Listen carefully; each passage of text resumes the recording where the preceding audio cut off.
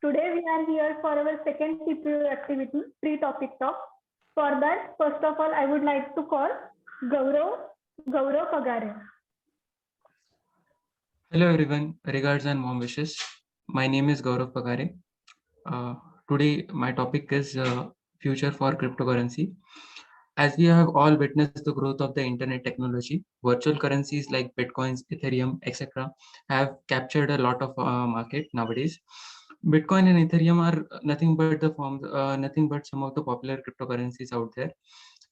The gain made by this sector since the outset of the COVID-19 pandemic in January 2020 is really very impressive. However, in India, the RBI issued a circular preventing all the banks from dealing in cryptocurrencies. Uh, but however, this circular was declared unconstitutional by the Supreme Court in May 2020. The fact that matter here is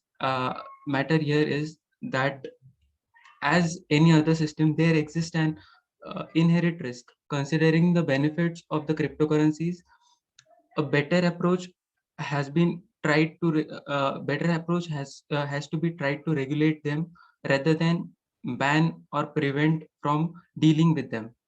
Recently, with the same thoughts, recently government of India has also announced announced a bill, cryptocurrency and the regularization of the official digital currency bill, that is to create an sovereign digital currency and simultaneously ban all the private cryptocurrencies.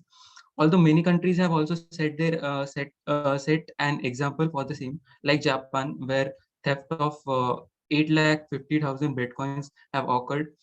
Instead of banning the virtual currencies, Japanese regulated its currency business by uh, amending the Payment Service Act, which regularized the cryptocurrency business in Japan.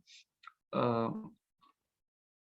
Similarly, multiple countries have regularized their cryptocurrencies in their respective judiciaries.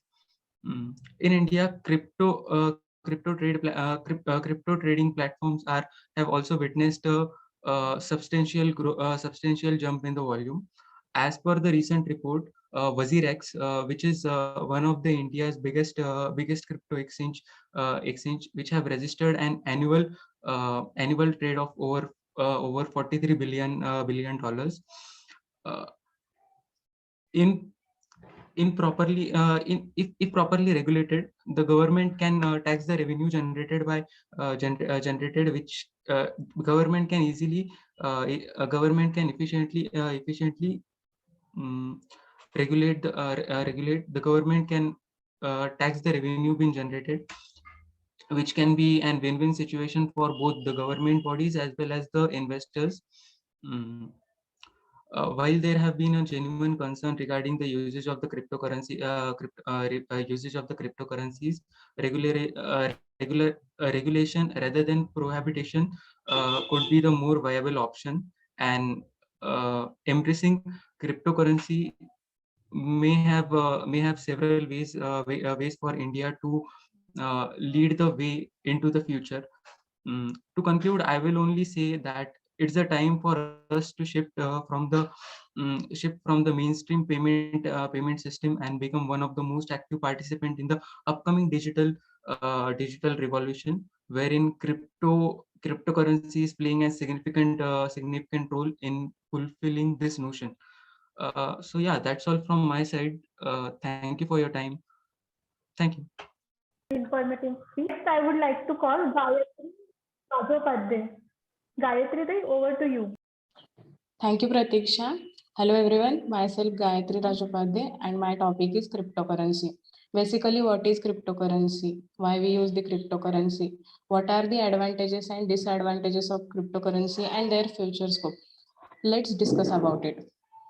Cryptocurrency is not exactly a coin and paper currency, but we can use this as that much in our day-to-day life. It cannot be treated as a paper and coin currency, but it has a value equal to pen and paper and coin currency. What does it really means? Basically, cryptocurrency is the digital money, or we can say in a simple language for our understanding as a virtual money. Why we use the cryptocurrency?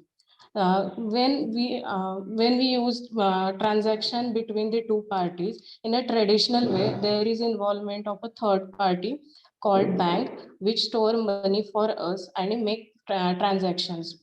But when we use cryptocurrency, we can make secure transactions between two parties without involving the third party. Hence, cryptocurrency is used in day-to-day life in very tremendous amount.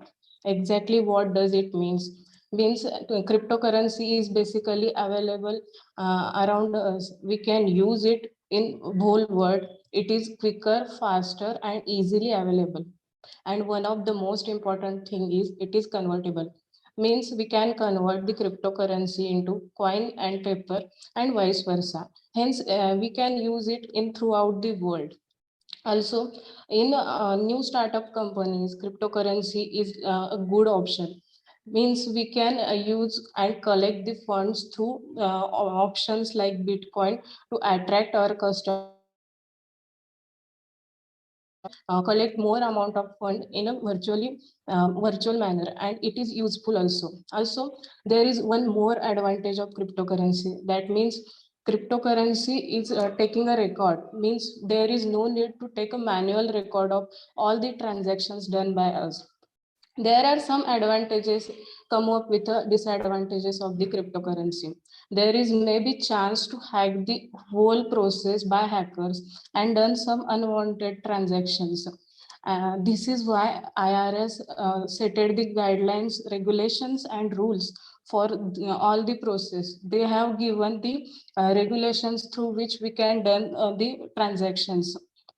There is giving the assurity of security, means whenever there is a transaction occur and if there is a chance of a problem occurred during the transactions, the whole money sended by the receiver get received back again to the sender after 48 hours, if only the receiver didn't get the money.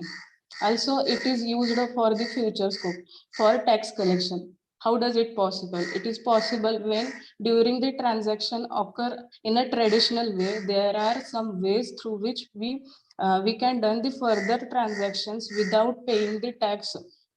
But in a cryptocurrency, there is automatically elimination of a tax done, and hence collecting tax is more increased, and that is used for the future progress of our nation. Hence cryptocurrency is used in day-to-day life. Hence, in a simple language, we define cryptocurrency as a newly digital money. So that's it about cryptocurrency from my side. Thank you. Thank you, Gayatri Tai. Your speech is really very informative. Next, I would like to call Nihal Ingole.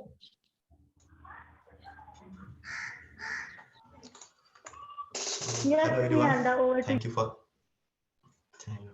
Thank you, Pradeksha. Hello everyone. Thanks for giving me opportunity to share my thought on education industry is a business this day. Today, education has become an important part of everyday lives, everybody's lives. It is must be in today's environment. Nowadays, education industry are more for making profit than to provide a quality educations. Education is not only become costly, but also a hot business. The most paid are the chance for most rewards in terms of monies and powers. Education has become business due to increase in schools and institutions which are opens. The privatization of institutions also help it to become and from institutional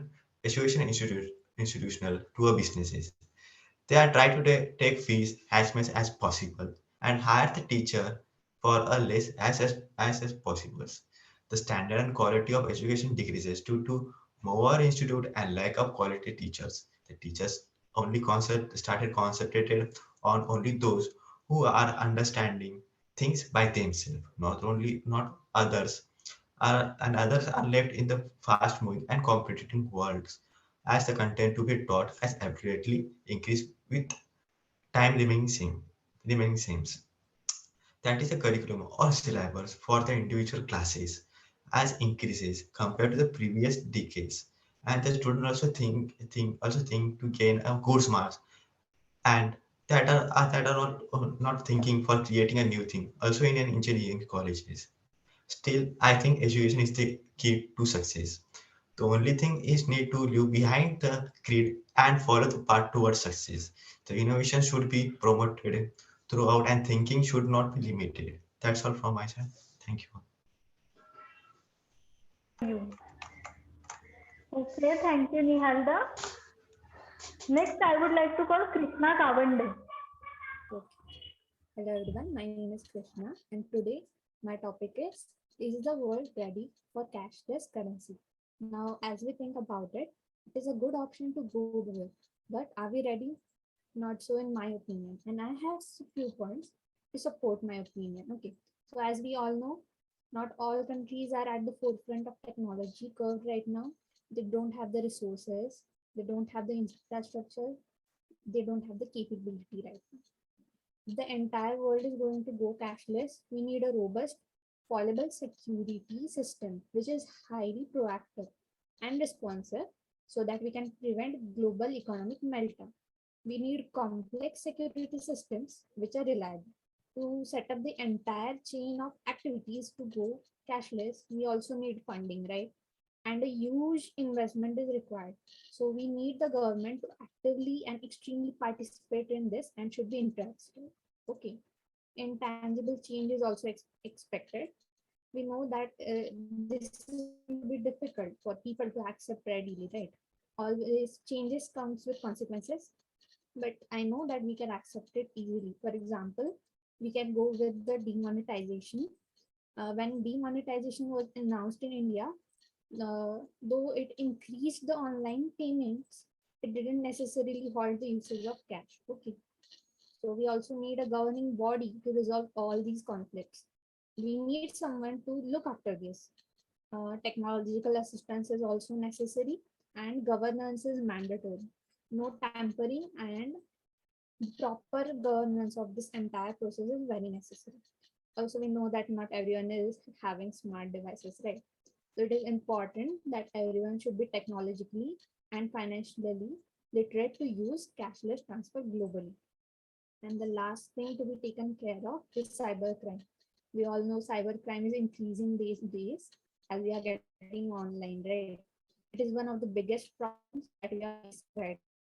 The entire goes cashless, then definitely cyber criminals are likely to benefit from this, and that too immensely. So if these issues are taken care of, then we can get rid of these problems and also the risks of using cash, like transfer of huge amounts, carrying the cash from one location to another, getting robbed, and the rising issue of corruption too, as all transactions will be recorded when they get online. We are not ready right now, but we can move towards it in the coming future. Thank you.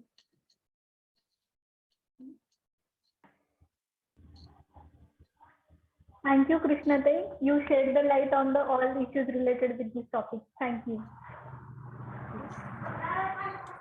Next, I would like to call Shreya now. Shreya, say over to you.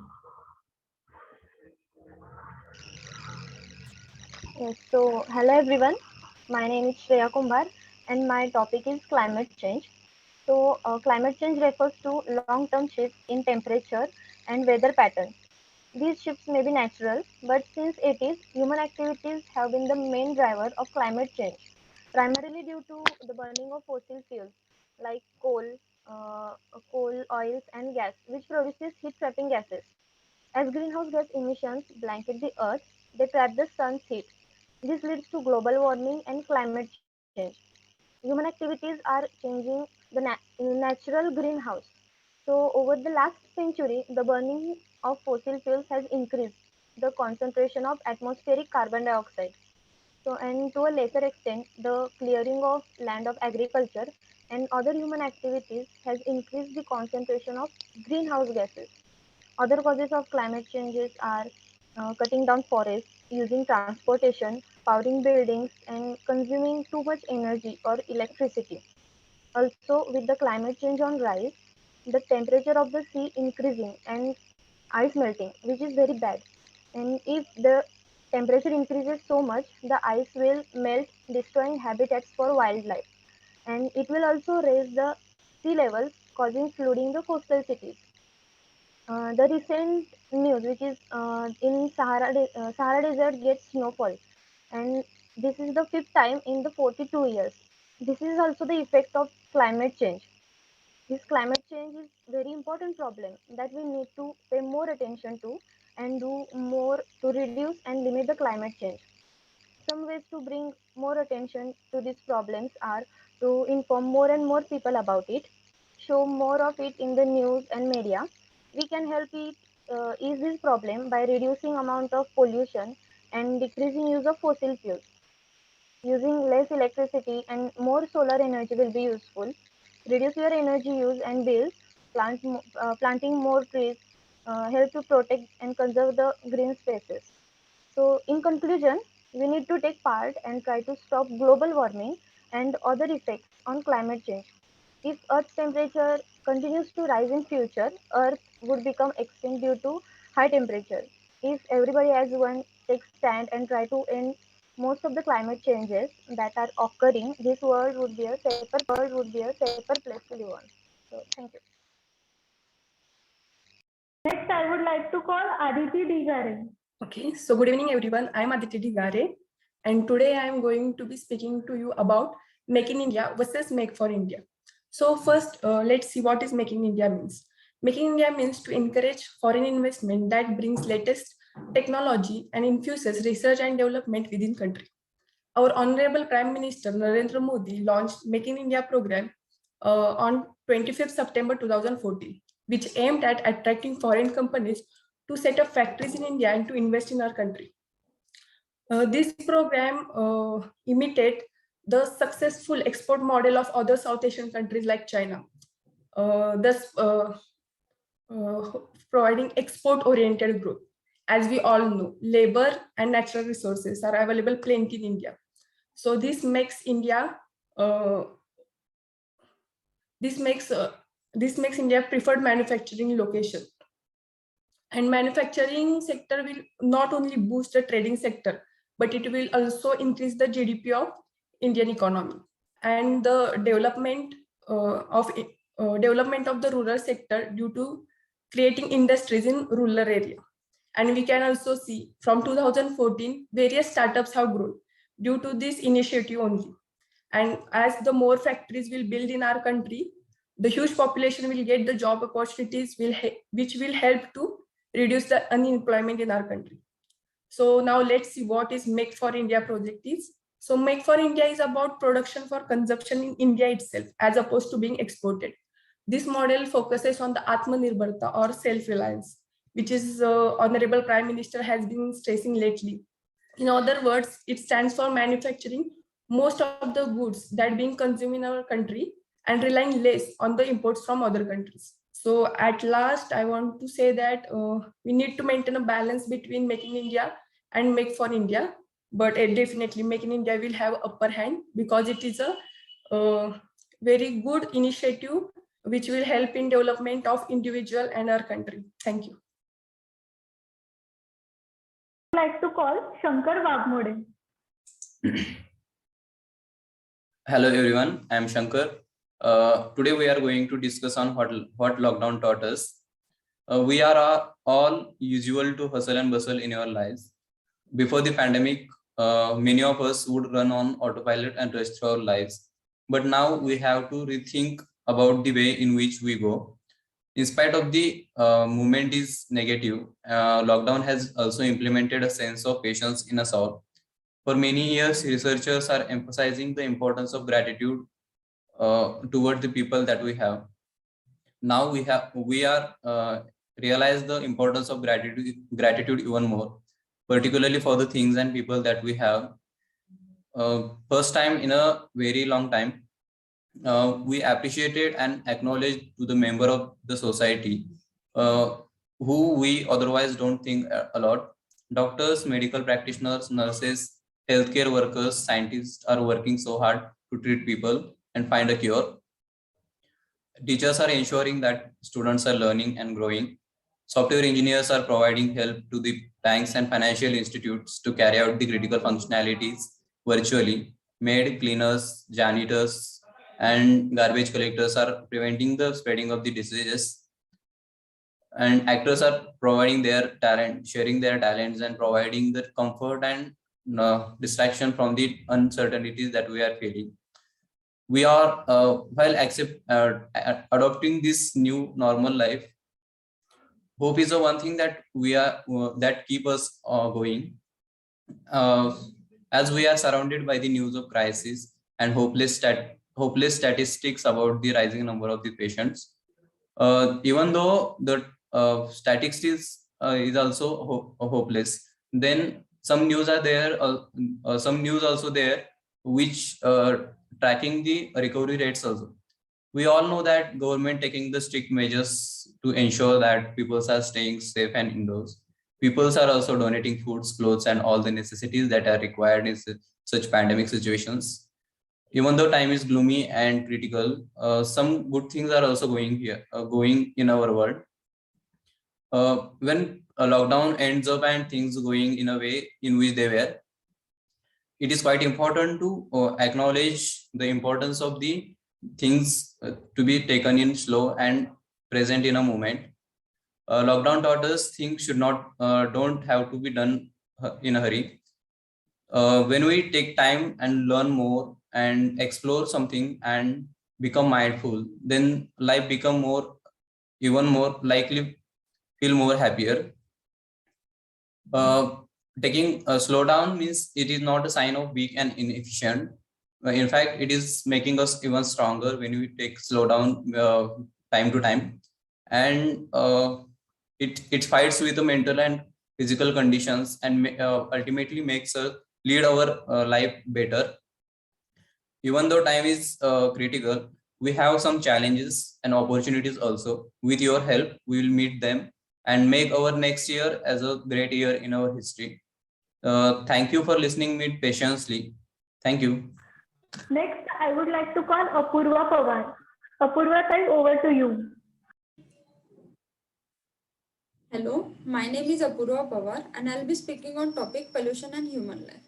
Since we share everything on earth with every other living thing on planet, what changes in one area cause changes in other areas as well, no matter how far they are. So pollution has negative impact on the ecosystem we rely on. So what are the effects of pollution on human life? So we human beings are the ones causing most of the pollution and we'll have to face the effects of it in the coming days. Rather, we are facing them now as well in the form of global warming, seafood contamination and other lung diseases. So there are a number of pollutions causing harm to human life, but the most hazardous ones are air pollution, water pollution and chemical pollution. So air pollution is considered as world's fourth most lethal killer. So now we know how dangerous it is, right? Also, air pollution is closely linked with climate. So the climate change we see nowadays is a cause of air pollution. We also will there are also other health diseases like respiratory diseases and lung diseases which are caused because of air pollution. Moving forward to water pollution. Water is our basic need and we need water from day to day. But the water we drink is really pure and clean? Probably the answer is no, because the water bodies are contaminated. The water bodies like rivers, lakes are polluted at such a level that if we do not control now, we'll have to face the consequences. So it is necessary for us to keep the water bodies clean and pollution free. Moving forward towards chemical pollution. So our world produces billions of tons of chemicals every year. So this also adds up to other pollution. Few days back, we heard a story where the marine life was contaminated because of water pollution, and the people who ate those marine food were also they also had to face the consequences and other health diseases. So this is very dangerous, right? So we have to control the pollution so that we do not face many more consequences that we'll have to face in the coming days. Now, lastly, I would like to say that we live in an ecosystem where the mistake caused by one person can cause harm to others as well. So, in the case of pollution, this is probably a bad thing, and it is necessary for us to uh, control the pollution so that others also don't have to face the consequences. So our mistake has polluted the environment that we live in, and it is our responsibility to stop the pollution and take proper measures so that we control the pollution and save our life as well as the life of other people. Thank you. To call Gaurav. Hello everyone, I am Gaurav Bhagat. Today's topic is whether the digital education has taken over traditional education. So I would say that education is a key to unlock the golden doors of our uniqueness. As the whole world went through the pandemic, many aspects of economy got badly affected. One of the severely affected area is education. So many schools and colleges started digital and online educations. So I think it is an effective way to in this pandemic to start digital education. But many of the students are not familiar with this education. So this is not as effective as traditional education. It is good to introduce traditional education. It is good to introduce traditional education, digital education, but along with this, traditional education should be carried out. Traditional education gives us moral and values in school, and also we get interactive with our friends and teachers. Soft skills are developed in schools. In technological education, only we get educated from our home or any other place, but there is no vigilance. The majority of students do not tend to concentrate on online classes regularly. In digital education, soft skill will not develop as there is no interaction with teachers and friends. Digital education is a bit difficult in rural places. If you consider a guy from rural area, their education is not good as much in urban area. So here, digital make a good impact. To compete rural people as well with urban people in a row. Those who have good education facilities nearby them, then traditional education is far better than digital. We think that digital education has taken over traditional education, but when the things become normal, people will definitely choose traditional education. Lastly, I would say that a man without education is like a building without foundation. Thank you. I would like to call Om Jadhav.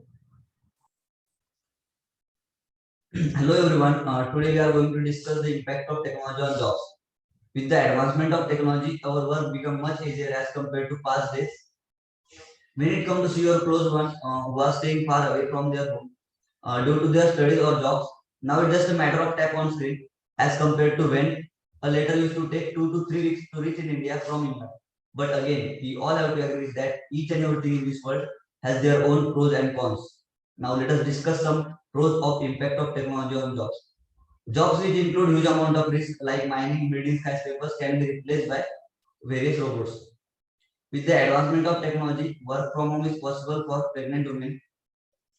And now in this COVID situation, online mode is become a major way to conduct various possible jobs without help on various projects.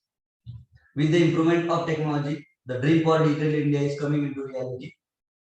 Students can get their certification done from origin university at the comfort of their home only because of online mode and which will be beneficial for them for searching new jobs.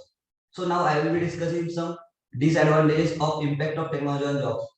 There were many jobs becoming redundant, unlike ATMs are replacing some bank jobs and due to the introduction of technical jobs, many unskilled workers are losing their jobs. Not only the jobs of unskilled or semi-skilled aspect, but also the jobs of highly skilled also risk with the introduction of term called artificial intelligence. But in end, I would like to end with a positive note. During the industrial revolution, there were many misconceptions that it takes a lot of jobs, but contrary, it happened that industrial revolution created a lot of new jobs, and it is seen that countries who are technically advanced has a more scope of jobs compared to countries who are far behind in technology. That's all about it. Thank you.